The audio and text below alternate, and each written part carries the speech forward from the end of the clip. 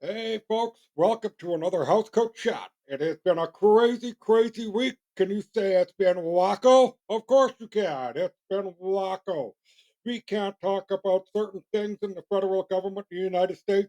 They are trying to ban people talking bad about 9/11. In Canada, we have a government hell bent on trying to take down a plastic goat who time travels and likes a lot of coke. The group of Diagolon and their Lord Philip is now in the crosshairs again of our federal government.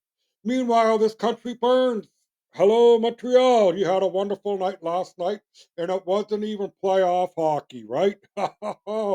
Those Black Panthers, what did they do? Ran around and broke things, right? And yet here we have a government saying Diagolon is the trouble. I hate to say it, and I will say it right now. The Liberal Party is completely out to lunch if they are trying to justify the use of the language and the wording from Justice Rio, I believe is his name, the chateau friend of Justin Trudeau, the ski buddy, the old fellow who ruined his reputation by making such a silly, silly report. Remember, that report was non binding, meaning that it was just a piece of crap, right? And now, if you were to, I hate to say her name incorrectly, but Carmia Fiциad, wonderful, wonderful person. I apologize to her if she hears this. I don't mean to butcher your name, but Hategate was a wonderful read, and I encourage everyone and anyone to get behind that and read it and understand it and go, our government is an idiotic institution. Now, to get back at Diagolon and what was announced today, her name is still up from my previous video, but the fact that she is now going to invest a quarter of $1 billion to go against white supremacy. I want to know where they are. Where are all these bad white men? If they're saying Jeremy McKenzie is bad at what he does, if they're saying the ferryman Toll is bad for what he does, or Derek Rant, and I've heard them all. And why did I hear them all? Because the federal government is telling me to. Not by saying I should, but because I should not listen to them, right? I do not really care about a lot of the stuff that gets spoken in Diagolon. I agree with a lot, and I don't. But it doesn't matter. What matters is the fact that our government is not listening to anybody in anything regarding anything. Good example is I live in the province of British Columbia, and my premier, David Edible Eby, is eating the bag of gummies and is coasting to October 19th. He has asked the federal government, along with Adrian Dix, who I believe is the health minister, to end the experiment of hard drugs. That was last week, Friday, if I remember. Today is Thursday, and what are we doing? They're still bickering about it while 6 to 7 people a day are dying on overdose.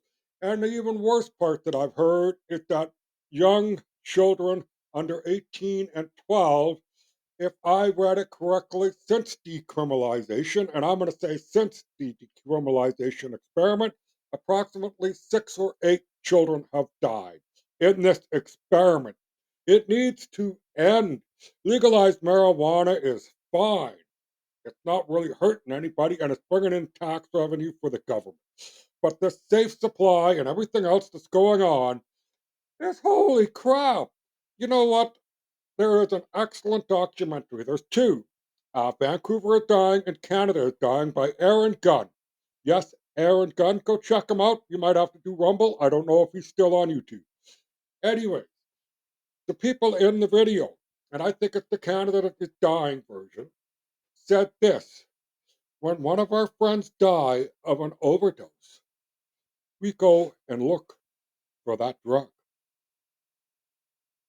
Wow, right? I'm not trying to put down those people. I pray and hope the positivity of my vibes reaches them and they break free. That is how I feel about that. But the fact that they want to go and get a harder drug to kill them, they get the safe supply from the government, they turn around and sell it to the unsuspecting and new users. that are looking for a high, experimenting, whatever it may be. But they're reselling something that we're using our tax dollars to give them to try and make them safer. The fact that they have to wear special masks, the staff in certain buildings because the drugs are so bad in there, and the fumes, you don't even have to go get drugs. You can just walk in and smell and walk out high. But isn't that something, right? No proper ventilation. Our emergency rooms are closing, but we are providing safe spaces for drug addicts. Make it make sense. I don't mean to talk down on people on hard times. I really don't. But at the same time, we are not helping them. I would like to everybody, if they can go and find the name of the chief of staff of Daniel Smith in her office, is a former addict who has recovered and turned his life around. It is a wonderful story. A shout out to that man. It's a more positive vibe because why?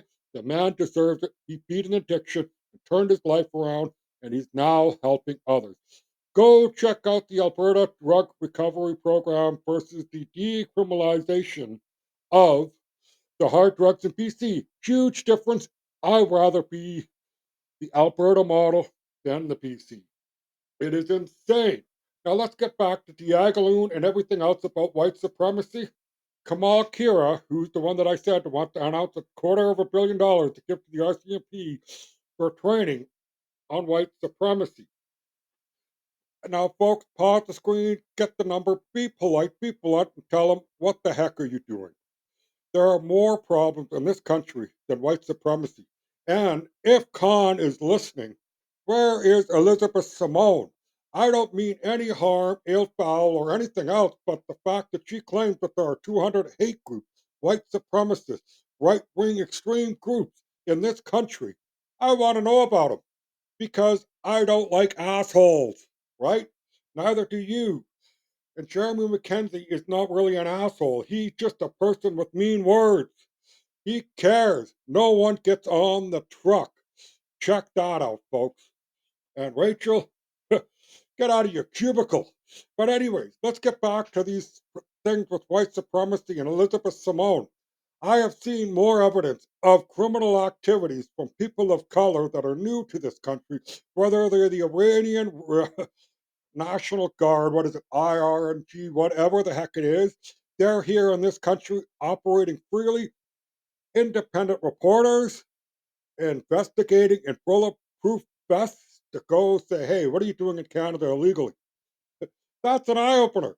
How about the Palestinians in BC opening up a can of whoop ass with a couple of guns, fully automatic, mind you, like AK 47s, shooting them in the air. And guess what? Not a peep from the government, not a peep from likes of Rachel Gilmore, Anti Hate Canada. But Anti Hate Canada has stated we only go after right wing, we don't do left wing. Well, Con, that's correct, because if you're a hate monitoring group, you should be covering everybody. You're in fact stating what you are stating is a hate crime, right? Because you're not looking at the other side. All those Black Panthers, left wing Antifa nut jobs that are out there causing havoc from the days of the Summer of Love till now that happened in Montreal is mind blowing.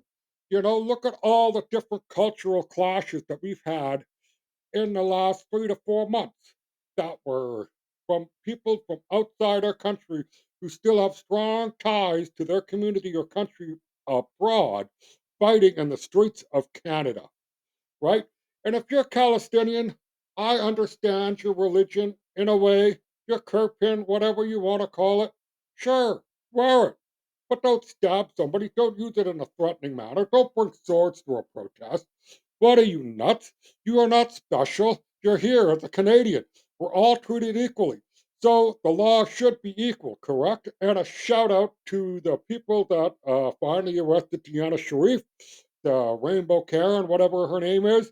She finally gets to get a taste of her own medicine, right? And yes, this has been a bit of a rant. It may not make any sense or whatever I just said today in this video that I want to try and keep around 10 minutes, but it's going to go a little longer. Remember, folks, the disability thing is this lady's office. I am disappointed. I have contacted her office. I have left a message. I have not received a phone call back, which is fine. I understand they probably got thousands upon thousands of phone calls, emails, hopefully letters, and everything else. But because of the stuff that was announced today, $250 million to go after white supremacy, when as a person who's a junkie on the internet, and I am literally a junkie, I mean, my wife wishes I stopped looking all the time. But guess what?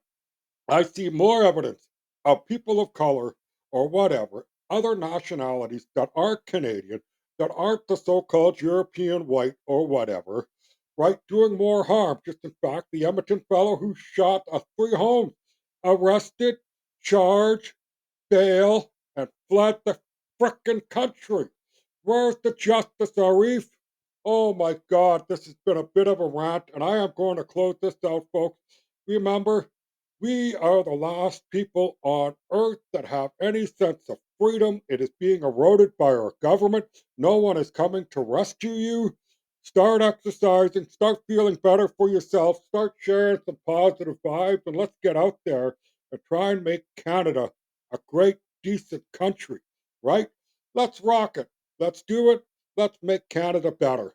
And we need to get those 338 out of office or working for us again. Thank you. This is Justice Truth. Have a great day and positive vibes.